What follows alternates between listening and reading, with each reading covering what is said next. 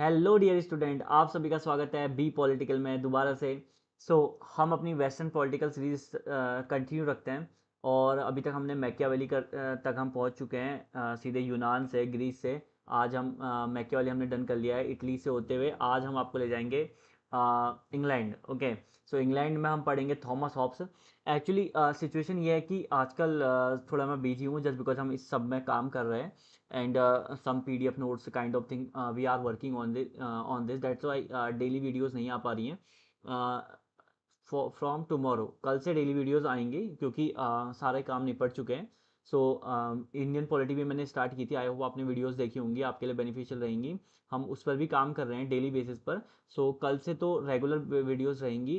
उसके लिए सॉरी कि हम 2 दिन से वीडियोस नहीं बना पाए थे बिकॉज हम एक्सटर्नल काम भी कर रहे थे, वेबसाइट वगैरह का। राधे क्लासेस करके वेबसाइट है, आप उसमें सर्च मार सकते हैं। अगर if you need online tuition for your child, मतलब किसी बच्चे के लिए, आपके कोई कलीग हैं उनके लिए ऑनलाइन ट्यूशन चाहिए 6 to 12, सो आप उनके लिए हमारी वेबसाइट राधे क्लासेस करके आप गूगल में सर्च मारेंगे तो आपको डेफिनेटली मिल जाएगी वहाँ पे। क्लियर है? इस सब पर हम काम कर रहे थे। Directly without wasting a single moment let's start Thomas Hobbes. Thomas Hobbes कौन है? पहले उनका जो टाइम पीरियड है, मैंने आपको बताया था कोई भी पॉलिटिकल थिंकर है वो चाइल्ड है अपने टाइम पीरियड का। मतलब कि उस पर उन पॉलिटिकल थिंकर्स पर, मीन्स हम तो इतना सोच नहीं सकते अभी, बट उन पर जो उनकी थिंकिंग है वो उस टाइम पीरियड के अकॉर्डिंग डेवलप हुई है। जैसे कि थॉमस हॉब्स ने वॉयलेंट यूरोप देखा था, ठीक है, वॉयलेंट इंग्लैंड देखा था, इंग्लिश सिविल वॉर देखी थी, ठीक है, पीस ऑफ वेस्टफेलिया देखी थी, ठीक है। उसके बाद उन्होंने किंग को कटते हुए देखा था, उनका गला कटते हुए देखा किंग का, ठीक है। तो शुरुआत करते हैं, ऐसा वॉयलेंट यूरोप कोई देख लेगा तो वो किसकी बात करेगा? वो बात करेगा राइट टू लाइफ की। जो आप कॉन्स्टिट्यूशन में राइट टू लाइफ देखते हो ना, तो वो यहीं से ओरिजिन है, ठीक है। वो बात करेगा इंडिविजुअलिज्म की, मतलब एक व्यक्ति की अपने जीवन के प्रति जो, मतलब वो देखते हैं जब एक कंट्री दूसरे से लड़ रही है, एक वॉयलेंट यूरोप देख रहे हैं, वहां फ्रांस ही इससे लड़ रहा है, फ्रांस पर्सिया, ये सब आपस में कंट्रीज आपस में लड़ रही हैं, ठीक है, इनकी आपस में लड़ाई हो रही है। क्लियर है? इनकी लड़ाई के कारण एक वॉयलेंट यूरोप देखते हैं, लोग मर रहे हैं, लोगों को मरता हुआ देखते हैं, इवन किंग को मरता हुआ देखते हैं, किंग तक शेप नहीं है, ठीक है। मोनार्की, इंग्लैंड में मोनार्की और पार्लियामेंट के बीच में फाइट देखते हैं। तो ये सब उनके टाइम पीरियड का एक हिस्सा है, ठीक है। अगर कोई चीज, कोई आदमी, कोई थिंकर इन सब चीजों के बारे में देखें कि एक वॉयलेंट सी सिचुएशन देखें, तो वो क्या उससे ऑब्जर्व करेगा, ठीक है। अगर आपके आसपास कोई वॉयलेंट चीजें हो रही है तो आप पहले क्या चीज ऑब्जर्व करोगे, किसको सिक्योर करना चाहोगे? ऑब्वियसली राइट टू लाइफ को। तो आप कॉन्स्टिट्यूशन में जो राइट टू लाइफ देखते हो, ठीक है, और कॉन्स्टिट्यूशन ने सुप्रीम होना चाहिए, या कोई एक सोवरेन अथॉरिटी होनी चाहिए, एंड स्टेट ऑफ नेचर क्या है, ठीक है, सोशल कॉन्ट्रैक्ट क्या है, इनकी थ्योरी, आज इनकी सारी थ्योरी पर हम आज चर्चा करेंगे। Without wasting time let's start the lecture. Thomas Hobbes, political thinker, इनका यहाँ पर मैंने इंट्रोडक्शन लिखा हुआ है, जैसा कि मैं आपको हर वीडियो में बताता हूँ, जो कुछ मैं आप बोल रहा हूँ वो भी आपको नोट करना है, और जो कुछ यहाँ पर लिखा हुआ है वो तो आपको नोट करना ही है। आप स्क्रीनशॉट ले सकते हो, एंड साथ में आप ऐसा कर सकते हो कि आपने स्क्रीनशॉट लिया, आप बाद में PDF नोट्स के टाइम पे इसको मीन्स लिख भी सकते हो, ठीक है। तो इतना ज़्यादा आपको हेडेक लेना नहीं है। और शॉर्ट में आपको बता दूं कि आप पॉइंट वाइज जितना लिखोगे ना, आपके एग्जाम पर्सपेक्टिव के लिए उतना ज़्यादा बेटर रहेगा। अगर आप, जैसे मैंने लिखा है पॉइंट वाइज, बट टॉपिक आपके दिमाग में एक्सप्लेनेशन के फॉर्म में होना चाहिए, इतना आपको मैं बता दूं, ठीक है। अगर आपको मैं सारा एक्सप्लेनेशन दे दूं ना, ठीक है, और इस एज में आप किसी कंपटीशन की तैयारी कर रहे हो, आपको सारा एक्सप्लेनेशन चाहिए, तो आपकी पढ़ाई ढंग से नहीं हो पाएगी, मैं आपको बता रहा हूँ, ठीक है। जो भी एक्सप्लेनेशन है यहाँ रखो, टॉपिक आपको लेकिन एग्जैक्ट होना चाहिए कि इस पॉलिटिकल थिंकर ने ये बोला था, इनके ये पॉलिटिकल आइडियाज हैं। फिलोसॉफिकल में ज़्यादा जाता नहीं हूँ और जाऊंगा भी नहीं, क्योंकि हमें पहले एग्जाम पर्सपेक्टिव को ध्यान में रखते हुए चलना है, ठीक है। तो पहले मैं उसमें फोकस करूंगा। अगर आपको जानना है तो मैं सेपरेट वीडियोज में एक सीरीज लाने वाला हूँ, पॉलिटिकल थिंकर्स के फिलोसॉफिकल आइडियाज करके, इस टाइप की सीरीज, तो आप वहां से देख सकते हो उस चीज को, ठीक है। तो फिलहाल अभी हम कन्फाइन करेंगे खुद को एग्जाम पर्सपेक्टिव के लिए। Without wasting time let's start Thomas Hobbes. इनका जो टाइम पीरियड है 1588 से 1679 है। क्लियर है? यहाँ ध्यान देना, आप बिल्कुल मेरी तरफ को ध्यान देना, इधर उधर ध्यान देने का नहीं है, ठीक है। सिर्फ मेरे को फोकस करना, वहां जो लिखा है वो आप बाद में पढ़ सकते हो या मैच कर सकते हो जो मैं बोल रहा हूँ, ठीक है। तो इनका जो टाइम पीरियड है 1588 से 1679 है, ये वो टाइम पीरियड है, रिनेसा हो चुका है, रिनेसा रिनेसा हो चुका है। रिनेसा कब हुआ था? 1453 में जब बाइजेंटाइन एम्पायर का फॉल हुआ था। मैंने बताया आपको ईस्टर्न रोमन एम्पायर के बारे में बताया था। उसका जब फॉल हुआ था, जब मैकियावेली में समझा रखा है, ठीक है, उसका जब फॉल हुआ था तो रिनेसा वाला पीरियड स्टार्ट हो चुका था। जो ग्रीस में जो स्कॉलर क्लास थी वो कहाँ चलेगी? इटली चलेगी, ठीक है। वो अपने साथ बहुत सारे पॉलिटिकल आइडियाज ले गए थे, फिलोसफिकल आइडियाज ले गए थे, तो वहाँ लोगों में रीजनिंग डेवलप हुई, ठीक है। लोगों ने सोचना स्टार्ट किया। अब लोग क्वेश्चन कर रहे हैं।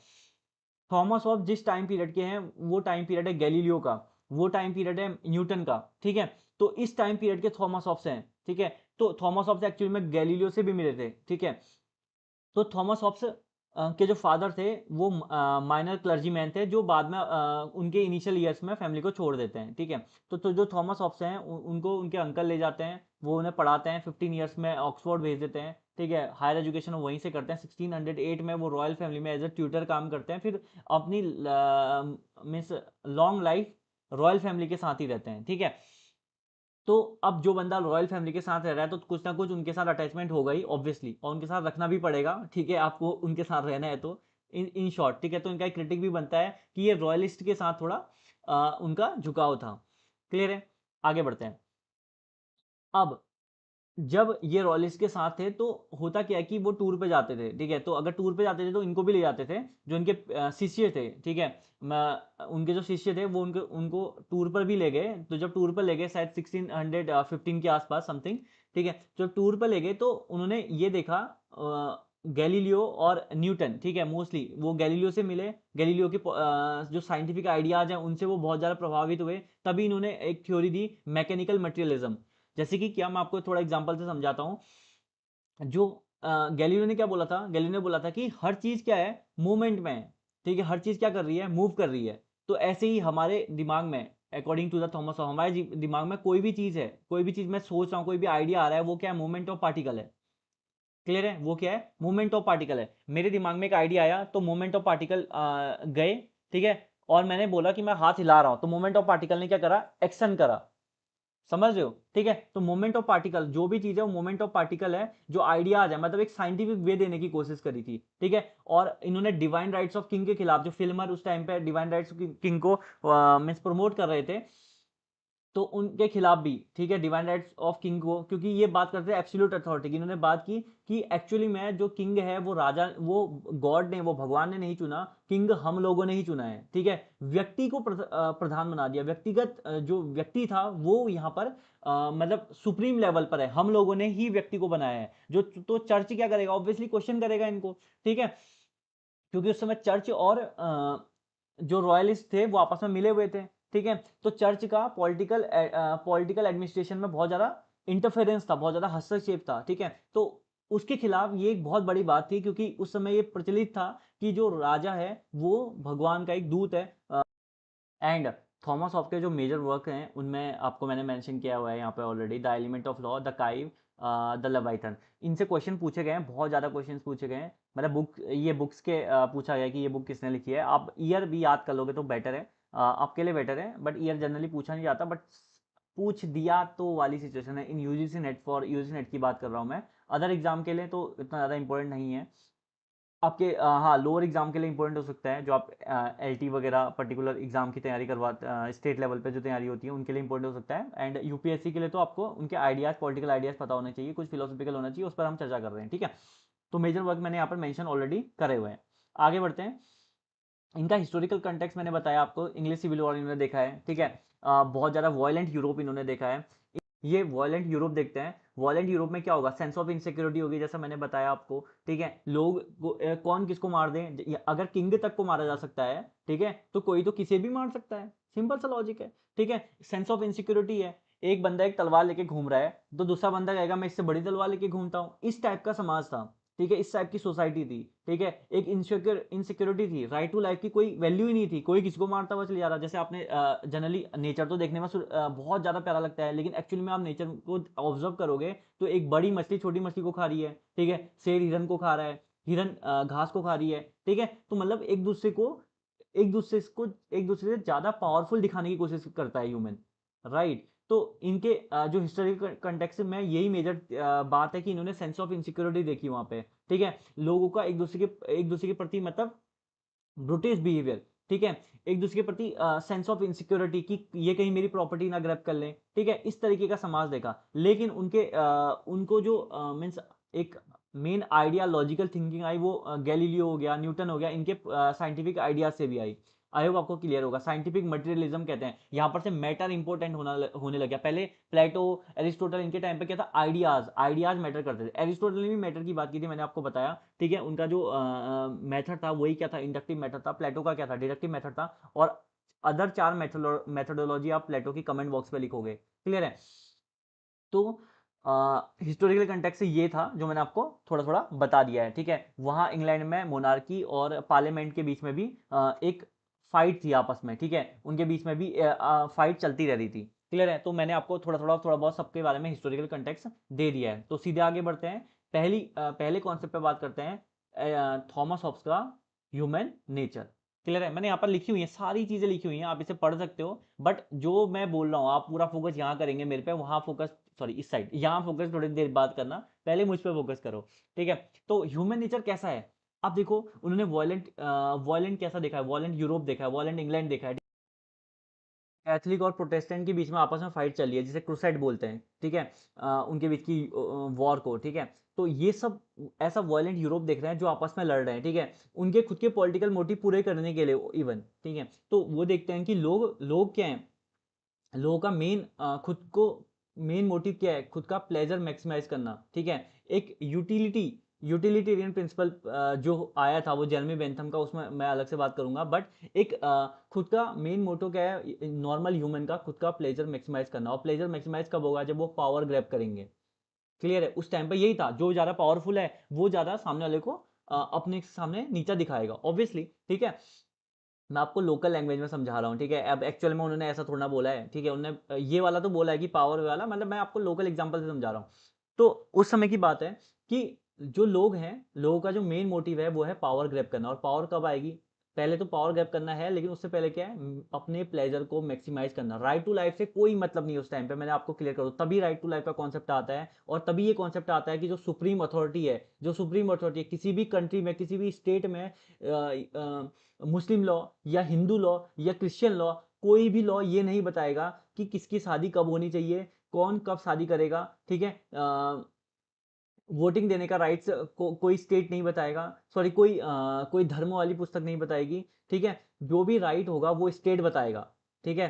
किसको राइट होगा कि वो मंदिर में जा सकेगा, किसको राइट होगा वो मस्जिद में जा सकेगा, किसको राइट होगा या नहीं होगा, ये सब कौन बताएगा, ये बताएगा स्टेट। स्टेट को सुप्रीम बना दिया। अब आप समझ पा रहे हो, अगर स्टेट को सुप्रीम बना दे तो कौन अपोज करेगा, चर्च अपोज करेगा। मतलब उन्होंने ये सब राइट्स दिलाना स्टार्ट कर दिए, क्लियर। इन सब राइट्स दिलाना मतलब इन सब राइट्स की बात करना स्टार्ट कर दी, क्लियर है, ठीक है। तो ह्यूमन नेचर वो बोलते हैं, ह्यूमन का जो मेन नेचर है वो है आपका प्लेजर मैक्सिमाइज करना। और प्लेजर मैक्सिमाइज कब होगा, जो पावर ग्रैब करेगा, क्लियर है। और जब वो पावर ग्रैब कर लेगा ह्यूमन, तो उसके अंदर जो फीलिंग आएगी, ठीक है, खुद को बड़ा बनाने की, क्लियर है, खुद को बड़ा बनाने की, तो वो सामने वाले को क्या करेगा, नीचा दिखाएगा। अब सामने वाला कोई दूसरा भी होगा जो उससे बड़ा होगा, ठीक है, जो दूसरा भी होगा उससे बड़ा होगा, वो उससे उससे ज्यादा पावरफुल होगा, वो उसकी गर्दन काटने में लगा होगा, क्लियर है।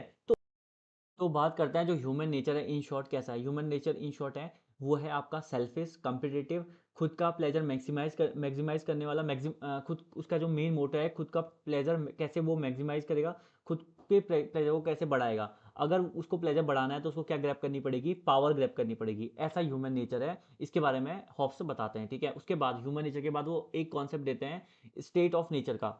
अब स्टेट ऑफ नेचर है क्या, मैं आपको समझा रहा हूँ प्रॉपरली, बट एक चीज पर ध्यान देना, स्टेट ऑफ नेचर एक हाइपोथेटिकल कॉन्सेप्ट है। मैं आपको पहले ही चीज क्लियर कर दूं, क्लियर है। हाइपोथेटिकल कॉन्सेप्ट है, वो बताते हैं कि स्टेट ऑफ नेचर में ह्यूमन कैसा होगा। ये ऐसा नहीं कि आदि मानव वाले पीरियड का टाइम है, वो एक हाइपोथेटिकल सिचुएशन बताता है, क्योंकि लोग आपस में जुड़े कैसे होंगे वो इस बारे में बात करते हैं पहले, ठीक है। तो स्टेट ऑफ नेचर में लोगों के पास 100% फ्रीडम होगी, क्लियर है। जैसे कि मैं आपको समझाता हूँ यहाँ पे, 1 second, let me connect the pen, okay. State state of nature में लोगों के पास 100% फ्रीडम होगी। मान लो एक कंट्री है, इसमें अभी ये स्टेट नहीं बना हुआ है, ठीक है, ये कोई स्टेट नहीं बना हुआ है, यहाँ एक इलाका है, यहाँ बहुत सारे लोग रहते हैं, ठीक है, इंडिविजुअल, सबकी अपनी अपनी फैमिली है। तो हर बंदे के बाद स्टेट ऑफ नेचर में क्या होगा, शुरुआत एक ऐसा टाइम इमेजिन करो जब कोई एक सिंगल एंटिटी नहीं होगी, कोई गवर्नमेंट नहीं बनी होगी, कोई किंग वाला कॉन्सेप्ट नहीं आया होगा, तब की बात चल रही है, ऐसा समझ लो। जब कोई किंग वाला कॉन्सेप्ट है नहीं होगा, जब कोई किंग नहीं होगा, क्योंकि पास्ट में सब किंग ही थे, कोई भी कबीले का सरदार हुआ करता था, ठीक है। कहीं ना कहीं पास्ट में जो इतिहास है वो कबीलों से ही रहा है, कबीले आपस में मिले, बड़ा कबीला बना, फिर किंग बना, समथिंग लाइक कुछ ऐसा ही बना है, ठीक है। जैसे यहाँ जनपद, महाजनपद, ठीक है, ये वाला कॉन्सेप्ट है हमारी इंडियन हिस्ट्री में, तो कुछ ऐसा ही हर जगह रहा है मोस्ट ऑफ द टाइम। तो यहाँ पर स्टेट ऑफ नेचर में क्या था, जो ह्यूमन था, हर ह्यूमन की अपनी 100% फ्रीडम थी। 100% फ्रीडम मतलब कि मैं चाहूँ किसी को भी मार दूँ, क्योंकि मुझे अपना प्लेजर मैक्सिमाइज करना है, मुझे मैक्सिमम पावर ग्रैब करनी है, ठीक है। तो अगर मुझे मैक्सिमम पावर ग्रैब करनी है, मुझे अपना प्लेजर मैक्सिमाइज करना है, तो मैं किसी का भी वध कर दूँ, किसी को भी मार दूँ। क्लियर है। तो ह्यूमन नेचर ऐसा है, अगर उसके पास 100% फ्रीडम है, कब, स्टेट ऑफ नेचर में। क्लियर है। तो अब अगर मैं ऐसा सोच रहा हूँ कि मेरे पास मैक्सिमम पावर है, मेरे को कोई मार ही नहीं सकता है, मैं स्टेट ऑफ नेचर की बात कर रहा हूँ, ठीक है, मेरे पास 100% पावर है, मुझे कोई मार ही नहीं सकता है, मैं अपना प्लेजर मैक्सिमाइज कर रहा हूँ। क्लियर है। तो ऐसी सिचुएशन में, वन सेकेंड, तो ऐसी सिचुएशन में कोई दूसरा बंदा भी तो यही सोच रहा होगा, ठीक है। State of nature hypothetical concept है, जब वो बोलते हैं कि हर बंदे के पास अपनी अपनी 100% पावर होगी, 100% पावर मतलब 100% फ्रीडम होगी, ठीक है। तो दूसरा बंदा भी तो ये सोच रहा होगा, क्या पता उसके पास मेरे से बड़ी तलवार है, वो मेरा गर्दन काट दे, ठीक है। फिर उसके बाद कोई दूसरा बंदा भी और ज्यादा पावरफुल होगा, समझ पा रहे हो आप ऐसा, ठीक है। तो कहने का मतलब है स्टेट ऑफ नेचर में हर बंदे के पास 100% फ्रीडम है, लेकिन और इस 100% फ्रीडम का फायदा उठाने के चक्कर में वो आपस में क्या लड़ रहे हैं, खुद का प्लेजर मैक्सिमाइज करने के चक्कर में आपस में फाइट कर रहे हैं। और ये जब आपस में फाइट करते हैं तो एक दूसरे की कोई सिक्योरिटी नहीं है। जो ह्यूमन लाइफ है स्टेट ऑफ नेचर में, स्टेट ऑफ नेचर में जो ह्यूमन लाइफ है वो है पुअर, नेस्टी, ब्रूटी, शॉर्ट, क्योंकि कभी भी कोई आगे किसी को मार देगा अपना प्लेजर मैक्सिमाइज करने के चक्कर में, पावर ग्रैब करने के चक्कर में, ठीक है। तो लाइफ क्या है, शॉर्ट है, लाइफ क्या है, ब्रूटिश है, लाइफ क्या है, नेस्टी है, लाइफ क्या है, पुअर है, ठीक है। क्योंकि हर बंदा एक दूसरे को मारने के चक्कर में तुला है, क्योंकि एक दूसरे की पावर, एक दूसरे को पावरफुल दिखाना है उसने। आई होप आपको क्लियर हुआ होगा, ठीक है। तो ये था स्टेट ऑफ नेचर। अब स्टेट ऑफ नेचर में जो ह्यूमन है, ठीक है, वो क्या करेगा, वो आपस में एक, क्योंकि सबको पता है कि हम एक एक दिन ऐसा आया होगा, ठीक है। मैं आपको ऐसा सिचुएशन बेसिस पर समझाता हूँ। देखो स्टेट ऑफ नेचर में क्या था, जो ह्यूमन लाइफ थी वो थी पुअर, नेस्टी, ब्रिटिश एंड शॉर्ट, ठीक है। हर बंदा एक दूसरे को मारने पर तुला था, क्यों, क्योंकि सबके पास 100% फ्रीडम थी। अब इस 100% फ्रीडम में से हुआ क्या कि लोग क्या हो गए, उनकी जो लाइफ है वो क्या हो गई, शॉर्ट हो गई। तो एक दिन क्या हुआ, लोगों ने आपस में मिले, क्योंकि बहुत ज़्यादा फाइट हो रही थी, ऐसा वॉयलेंट यूरोप उन्होंने देखा था, जैसे पीस ऑफ वेस्टफेलियस का एग्जाम्पल है, ठीक है। आपस में जब फाइट हुई, ठीक है, तो जो कुछ लोग आपस में मिले होंगे, ये उस सिचुएशन की बात करें स्टेट ऑफ नेचर, कुछ लोग आपस में मिले होंगे और इन लोगों ने क्या करा, कॉन्ट्रैक्ट करा। कॉन्ट्रैक्ट क्या करा, इन्होंने अपने अपनी अपनी जो फ्रीडम थी, फ्रीडम क्या, एक दूसरे को मारने की, उन्होंने ये डिसाइड किया कि जो हम आपस में लड़ रहे हैं, हम आपस में नहीं लड़ेंगे, सबके अपने अपने स्टेट होंगे, वो वहां रहेंगे, हर इंडिविजुअल का नहीं। या तो इन्होंने ऐसा कॉन्सेप्ट बनाया, या तो किंग की बात कर सकते हैं, इसको ऐसे ले सकते हैं कि हर किंग आपस में मिला, ठीक है। जो छोटे छोटे कबीलों के सरदार थे उन्होंने बोला ये हमारा इलाका, हमारा इलाका, इन्होंने समझौता किया, आपस में कॉन्टेक्ट करा। मैं इंडिविजुअल की बात नहीं कर रहा हूँ, मान लो हर कबीले का हर बंदा, जो वहाँ के कबीले का सरदार था, वो आपस में मिले, उन्होंने एक कॉन्टेक्ट करा कि ऐसे तो हम सब मारे जाएंगे, ठीक है। जैसे गांधी जी की स्टेटमेंट है, an eye for an eye makes whole world blind, ठीक है। आंख के बदले आंख लोगे तो पूरा संसार ही अंधा हो जाएगा। क्लियर है। तो उन्होंने इस बात पर एक आपसी सहमति जताई होगी पास्ट में कि हम अपने राइट्स सरेंडर करते हैं और एक बड़ी अथॉरिटी को वो राइट्स देते हैं, ठीक है। जो अभी हमारे 100% जो लिबर्टी है कि हम किसी को भी मार दे रहे हैं, किसी का भी वध कर दे रहे हैं, तो वो जो राइट्स हैं हम एक बड़ी अथॉरिटी को सरेंडर कर देते हैं, ठीक है। और वो बड़ी अथॉरिटी क्या होगी, पुलिस होगी, ठीक है। क्यों, क्योंकि वो कॉन्सेप्ट देते हैं, ये जो स्टेट है, ये स्टेट है, ये हम लोगों ने ही बनाया है, हम लोगों ने ही कॉन्टेक्ट करा है, हम लोगों ने। और ये जो कॉन्टेक्ट है इसे क्या बोला उन्होंने, सोशल कॉन्टेक्ट बोला। हम लोगों ने ही ये कांटेक्ट करा है, और हम लोगों ने ही ये कांटेक्ट करके एक बड़ी अथॉरिटी बनाई है जो सुप्रीम है, जो लॉ लॉ एंड ऑर्डर बनाएगी। आई होप आपको क्लियर होगा, ठीक है। जो ये बड़ी अथॉरिटी है, जब हमने सोशल कांटेक्ट करा, क्योंकि जो स्टेट ऑफ नेचर था वहां किसी की कोई राइट्स नहीं थे, कोई किसी को भी मारा जा रहा है, क्लियर है, कोई किसी का भी वध कर दे रहा है। तो इन सबको, इस सबको कोई किसी को मारे नहीं, ठीक है, कोई किसी का वध ना करे, कोई किसी को नुकसान ना पहुंचाएं, क्योंकि सबके पास अपनी 100% राइट्स है, तो कोई किसी को भी मार सकता है। तो ऐसा ना हो, तो सबने क्या करा, एक सोशली कांटेक्ट करा कि हम अपना राइट टू लाइफ, ठीक है, मतलब जो हमारी लिबर्टी है, जो हमारी फ्रीडम है, उसमें से थोड़ा हिस्सा हम किसको दे रहे हैं, स्टेट दे रहे हैं। स्टेट डिसाइड करेगा कि किसको कैसी सजा मिलनी चाहिए, ना कि इंडिविजुअल लोग डिसाइड करेंगे अपने मन से किसी को भी कोई मार के आ जा रहा है। क्लियर है, वो हम लोग डिसाइड नहीं करेंगे, वो स्टेट डिसाइड करेगा। स्टेट कौन होगा, पुलिस होगा। क्लियर है, लिमिटेड गवर्नमेंट होगी जो ये डिसाइड करेगी, और यही सुप्रीम पावर होगी जो लॉ एंड ऑर्डर बनाएगी हम सबके लिए। ठीक है, तो यहां से कॉन्सेप्ट एक एक चीज की स्मेल ले पा रहे होगे कि जो एक कंट्री है, जो स्टेट बनाई है, किसने बनाई है, जो मोनार्क है, जो सुप्रीम अथॉरिटी है, किसने बनाई है, ये हम लोगों ने बनाई है। तो इससे सीधे क्वेश्चन उठा कहाँ, डिवाइन राइट्स ऑफ किंग पर, डिवाइन राइट्स ऑफ किंग पर ये क्वेश्चन उठा कि पहले से ही चलता था, चर्च भी ये बोलते थे कि जो राजा है वो रिप्रेजेंटेटिव है, वो रिप्रेजेंटेटिव किसका है, गॉड का। अब ये चीज पूरी खत्म हो गई, लोगों के दिमाग में बात आने लगी कि ये जो चीजें हैं, ये जो हाइपोथेटिकल स्टेट ऑफ नेचर की बात है, जो कॉन्सेप्ट आया वो आया आपका सोशल कॉन्टेक्ट से। हम लोगों ने ही कॉन्टेक्ट करके एक बड़ी अथॉरिटी बनाई है, हम लोगों ने ही। क्यों आप क्वेश्चन कर पाते हो, आज सरकार पर क्वेश्चन कर पाते हो, पहले से क्वेश्चन करना तो एक बार, ठीक है, राजा सीधे सीधे गला काट देगा। क्लियर है, तो अब हम सरकार पर क्वेश्चन कर सकते हैं। ये सब किसकी बदौलत है, ये है थॉमस हॉब्स की बदौलत। उन्होंने जब बात की कि ये सरकार किसने बनाई है, ये सोसाइटी, ये जो सुप्रीम अथॉरिटी है, ये किसने बनाई है, ये हमने बनाई है। ठीक है, और ये जो सुप्रीम अथॉरिटी है, यही सोवरेन होगी, यही एब्सोल्यूट होगी, इसके पास एब्सोल्यूट पावर होगी डिसीजन मेकिंग की। आई होप आपको समझ में आ रहा होगा।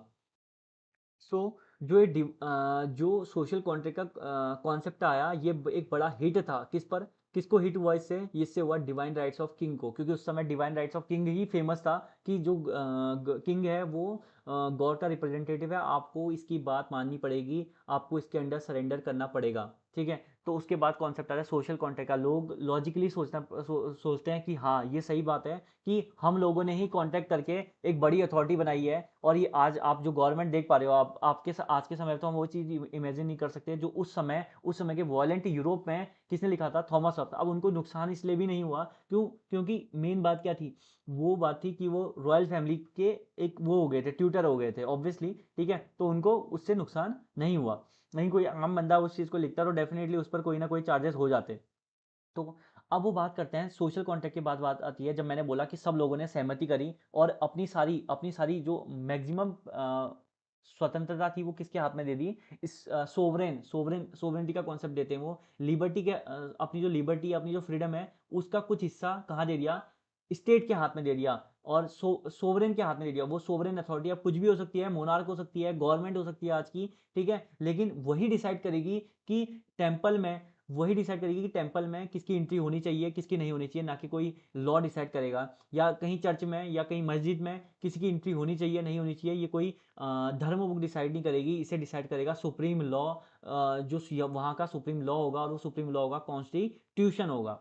आई होप आपको क्लियर हुआ होगा। ठीक है, यही जो सहमति से लोग आपस में मिले, जैसे इसका एग्जांपल आप देख सकते हो, हमारा जो कॉन्स्टिट्यूशन फॉर्मेशन हुआ, तो कॉन्स्टिट्यूएंट असेंबली में लोग सहमति से मिले। ठीक है, सबकी अपनी सहमति रही कॉन्स्टिट्यूशन बनाने की। ठीक है, कब हमारे कॉन्स्टिट्यूशन बस सिग्नेचर हुए, 26 नवंबर 1949 को। क्लियर है, और लागू कब से हुआ, 26 जनवरी 1950 को। आई होप आपको क्लियर हुआ होगा जो चीज मैं बता रहा हूँ। ठीक है, तो वो बात करते हैं सोवरनिटी की। सोवरनिटी का कॉन्सेप्ट देते हैं, सोवरनिटी के कॉन्सेप्ट में वो बोलते हैं जो सुप्रीम अथॉरिटी है वही फाइनल डिसीजन मेकिंग है, जिससे वो कॉन्सेप्ट देते हैं पॉजिटिव लॉ का।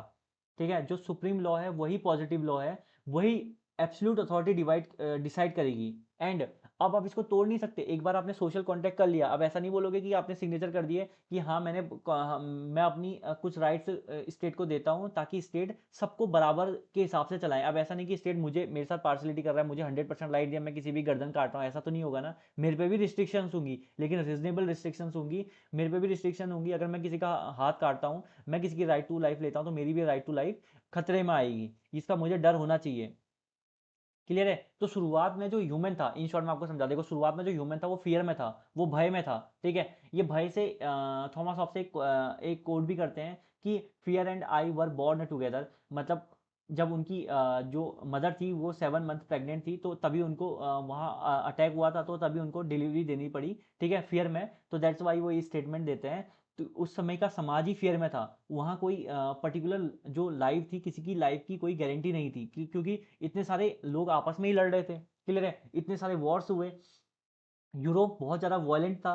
ठीक है, आपस में किंग तक को मार दिया, मैंने आपको बताया मोनार्की और पार्लियामेंट के बीच में फाइट चल रही थी। क्लियर है। तो एक पर्टिकुलर डिसीजन मेकिंग अथॉरिटी नहीं बन पा रही थी, क्लियर है, आपस में ही लोग लड़ रहे थे, तो राइट टू लाइफ था ही नहीं, ठीक है। तो इसी चीज पर वो बात करते हैं, जो सुप्रीम अथॉरिटी होगी, वो जो सुप्रीम अथॉरिटी होगी, जो सोवरेन होगा, वही राइट टू लाइफ डिसाइड करेगा, क्लियर है। किसको कितनी सजा मिलनी चाहिए, लॉ एंड ऑर्डर वही डिसाइड करेगा। कोई आम लोग, कोई चर्च हमें ये नहीं बताएगा, क्योंकि उस टाइम पे वहाँ चर्च डोमिनेंट था, तो चर्च हमें ये नहीं बताएगा कि किसकी राइट टू लाइफ कब लेनी चाहिए। उसके लिए हमारी स्पेशल एजेंसी होगी, जिसे हम जुडिशरी कहते हैं, वो डिसाइड करेगी कि किसको किस हद तक कितनी सजा देनी चाहिए। स्टेट डिसाइड करेगा किसको किस हद तक सजा देनी चाहिए। ऑब्वियसली स्टेट के अंडर क्या होगा, कॉन्स्टिट्यूशन होगा, ठीक है, थ्योरेटिकली, और उसे कॉन्स्टिट्यूशन में ही तो मेंशन है ना ये चीजें, ठीक है। तो आई होप आपको क्लियर हुई होगी बात, सोवरेन क्या होता है, सोशल कॉन्ट्रैक्ट क्या होता है, ठीक है। एक मैं आपको एक क्विक बता रहा हूँ बस फटाफट, ठीक है, अब इस पर फोकस करना बस। स्टेट ऑफ नेचर क्या था, स्टेट ऑफ नेचर था जब लोग क्या थे आपस में, उससे पहले ह्यूमन नेचर, उससे पहले ह्यूमन नेचर है। ह्यूमन नेचर का मतलब क्या है, लोगों को अपना प्लेजर मैक्सिमाइज करना है, उसके लिए क्या करेंगे, पावर ग्रैब करेंगे।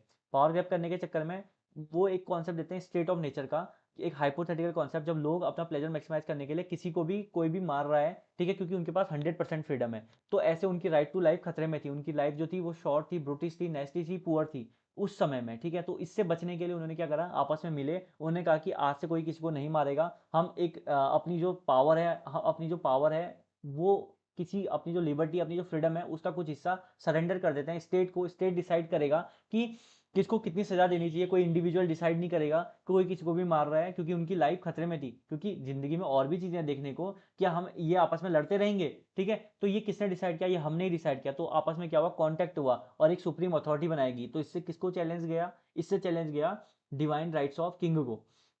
आई होप आपको क्लियर हुआ होगा, ठीक है। तो और उन्हें सोवरेनिटी का कॉन्सेप्ट दिया, सोवरेन होगी, सुप्रीम अथॉरिटी होगी, जिसकी बात हमें माननी पड़ेगी, इसकी बात ही फाइनल होगी, इसके अलावा कोई किसी चीज पर क्वेश्चन नहीं करेगा। मतलब इसका जो डिसीजन होगा, फाइनल डिसीजन मेकिंग अथॉरिटी कौन होगी, सोवरेन होगी, वो चाहे मोनार्की हो, वो चाहे गवर्नमेंट हो, वो चाहे कोई भी हो, डिक्टेटर हो, लेकिन कोई भी हो। आई होप आपको क्लियर हुआ होगा, क्लियर है। उसके बाद आगे बढ़ते हैं, justification of absolute authority, without absolute power the state can't be prevent chaos. मतलब अब आप समझ सकते हो, देखो, वन सेकेंड ना, ओके, यहाँ पर क्रिटिसिज्म है, ठीक है, क्रिटिसिज्म आ रहा है, मैं यहाँ पर इस पर पहले बात कर रहा हूँ आपको। मैंने वही बोला था कि एक एब्सोल्यूट अथॉरिटी होनी चाहिए according to the Thomas Hobbes. क्यों, क्योंकि एब्सोल्यूट अथॉरिटी होगी, सब कुछ पावर उसकी होगी, तभी वो लोगों को कंट्रोल कर पाएगा, ठीक है। ऐसा नहीं कि पावर डिवाइडेड है, वो एब्सोल्यूट अथॉरिटी डिसाइड करेगी कि किसको कितनी पावर देनी चाहिए, कि कौन किस लायक है, समथिंग लाइक, ठीक है। जैसे कि क्या, अब हम सबको तो आईएएस ऑफिसर नहीं बना सकते ना, ठीक है। कौन डिसाइड करेगा, स्टेट डिसाइड करेगा, एग्जाम कैसा होगा, ठीक है, किसके पास, means after clearing the exam लोग घोटाले करते हैं, ठीक है, बहुत सारे ऐसे एग्जाम्पल्स हैं। तो उसके बावजूद भी, ठीक है, सब लोग की बात नहीं कर रहा हूँ, कुछ ऐसे एग्जाम्पल्स हैं, ठीक है, जिस पर लोगों पर केस चले हुए हैं, ठीक है। तो ल- वो जो लोग हैं इतना पढ़ने के बावजूद भी ऐसा कर रहे हैं, तो उस उनको सजा कौन दिलाएगा, वो दिलाएगा स्टेट दिलाएगा, ठीक है। कोई किसी का मर्डर कर रहा है तो उसको सजा कौन दिलाएगा, स्टेट दिलाएगा। कोई पर्टिकुलर चर्च, कोई पर्टिकुलर मस्जिद, कोई पर्टिकुलर हिंदू लॉ ये डिसाइड नहीं करेगा कि किसको कितनी सजा होनी चाहिए, क्लियर है, वो डिसाइड करेगी जुडिशरी, ठीक है, वो डिसाइड करेगा स्टेट। आई होप आपको क्लियर हुआ होगा, क्लियर है। तो एब्सोल्यूट अथॉरिटी का मतलब ये था। इनकी जो मेथोडोलॉजी थी, ये ह्यूमन नेचर, मैकेनिकल मटेरियलिज्म, मैंने जो आपको बताया उस पर बात करते हैं, इसमें ज़्यादा कुछ है नहीं। और हाँ, इनका जो क्रिटिसिज्म था मैंने आपको बताया था, ये बात करते हैं, seen a supporter of despotism, मैंने बताया था सुप्रीम अथॉरिटी होनी चाहिए, डिक्टेटरशिप वो फिर भी चलेगा, लेकिन सुप्रीम अथॉरिटी होनी चाहिए जिसके पास पूरी पावर हो, जो ये डिसाइड कर पाए कि समाज में लोग कैसे रहें। क्योंकि अब देखो ना, आप वायलेंट वीडियो यूरोप देख रहे हो, कोई किसको भी मार रहा है, कोई किसी को भी, किसी का भी वध कर दे रहा है, कोई किसी को भी सीधे टपका दे रहा है, राजा तक को टपका दे रहा है। तो कोई ना कोई तो सुप्रीम होना चाहिए ना, जो सब पर रूल करें, सबको देखें कि यार क्या कर रहे हो तुम, ठीक है, कोई सबके लिए लॉ बनाए, जिसे कॉन्स्टिट्यूशन कहेंगे हम, क्लियर है। तो ये सब थॉमस हॉब के आइडियाज थे। इसमें उनका जो क्रिटिसिज्म है, जो मेन क्रिटिसिज्म है उनका, ये यहाँ पर होता है कि क्या कहते हैं, वो सुप्रीम अथॉरिटी, एक डेस्पोटिज्म को सपोर्ट करते हैं, क्लियर है, वो सपोर्ट करते हैं एक ऐसी पावर को जो बाद में डिक्टेटरशिप हो सकती है। डिक्टेटरशिप के बाद में हमने गंदे एग्जांपल देखे हैं, हिटलर हो गया, मुसोलिनी हो गया, वो बात तो तब की थी, लेकिन बट उनके उस टाइम पर वो चीज़ें नेसेसरी थी उस चीज़ की, ठीक है, उस चीज़ की जरूरत थी, क्योंकि कोई भी किसी को मार रहा था। तो हम उस समय जो मैक्सिमम पावर थी वो कंसंट्रेटेड एक सुप्रीम पर होनी चाहिए थी। इस चीज़ की वो बात करते हैं, denied people the right to revolt. अच्छा, वो ये भी बात करते हैं कि अगर आपने सोशल कॉन्टैक्ट कर दिया है तो उसके बाद आप हट नहीं सकते उस चीज़ से, और आपके पास राइट टू रिवोल्ट नहीं होगा। राइट टू रिवोल्ट मतलब आप उसका अपोज़ नहीं कर सकते हो स्टेट का। आप सोवरेन पे क्वेश्चन नहीं उठा सकते हो क्योंकि ये आपने ही बनाया है। ठीक है? आप सोवरेन में कैसे क्वेश्चन उठा सकते हो? अगर आपने ही अथॉरिटी बनाई है, तो आपने ही सिग्नेचर किए हुए हैं स्टार्टिंग में, तो आप ही कैसे उस पे क्वेश्चन कर सकते हो? हाँ, समझ में आया, ठीक है? तो ये रहा आपका क्रिटिसिज़्म ऑफ थॉमस हॉब्स। यहाँ पर कुछ पॉइंट लिखे हैं, आप उसको नोट कर लेना, वो सब मैंने बता दिया है, क्लियर है? उसके बाद नेक्स्ट चीज़ आती है, कंक्लूजन पर बात करते हैं। तो थॉमस हॉब्स ने बात की है, मेन जो थॉमस हॉब्स ने बात की, मैं आपको इन शॉर्ट बता रहा हूँ। थॉमस हॉब्स ने बात की है स्टेट ऑफ नेचर पर, थॉमस हॉब्स ने बात की है सोशल कॉन्टैक्ट पर। ये बात उन्हें कहाँ से आया, ये आइडियाज़ कहाँ से आए? ये आइडियाज़ आया गैलीलियो, जो साइंटिफिक थॉट था उस समय, जो साइंटिफिक रिवॉल्यूशन धीरे धीरे हो रही थी, बहुत सारे साइंटिफिक रिवॉल्यूशन उस टाइम पर हुए, बहुत सारे साइंटिफिक थॉट आए, वो ऐसे लोगों से मिले जिन्होंने उनको साइंटिफिक आइडिया डेवलप करने में हेल्प की, पॉलिटिकल साइंस को एक्चुअल में साइंस बनाया, ठीक है? तो इस तरीके से उन्होंने ह्यूमन नेचर कैसा रहा उस पर उनने बात की। तो इस तरीके से उनके साइंटिफिक आइडियाज़ डेवलप हुए, ठीक है? और उन्हें डिफरेंट डिफरेंट आइडियाज़ दिए। आई होप आपको क्लियर हुआ होगा थॉमस हॉब्स के बारे में। उसके बाद में नेक्स्ट पॉलिटिकल थिंकर्स की बात हम नेक्स्ट वीडियो में करेंगे। डेफिनेटली कल से वीडियोस रेगुलर रहेंगी। एंड अगर वीडियो पसंद आ रही, please subscribe the channel, please support us and like the video and share the video to your friends, जो तैयारी कर रहे हैं, जो नहीं कर रहे, फिर भी पॉलिटिकल आइडियाज़ इंपॉर्टेंट होते हैं। हर पॉलिटिकल थिंकर्स को हमने पढ़ना चाहिए, उनके political ideas, philosophical idea, philosophy की मैंने बोला अलग वीडियो में डेफिनेटली लेके आने वाला हूँ, जल्दी ही लेके आने वाला हूँ। तो तब तक के लिए बने रहिए हमारे साथ। अगर वीडियो पसंद आए तो लाइक, चैनल को सब्सक्राइब जरूर करें। Thanks for watching be political.